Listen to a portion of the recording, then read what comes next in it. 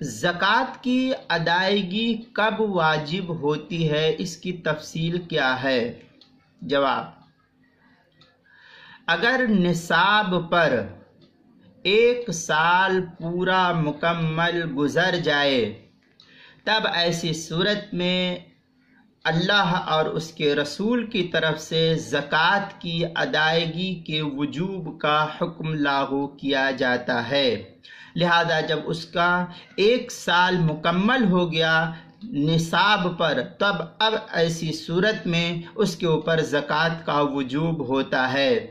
چنانچہ در مختار کی عبارت ہے وَشَرْطُ افتراض اَدَائِهَا حَوْلَانِ الْحَوْلِ، یہ عبارت جو ہے نقل کی گئی ہے در مختار کی 3 جلد 186 صفحے پر۔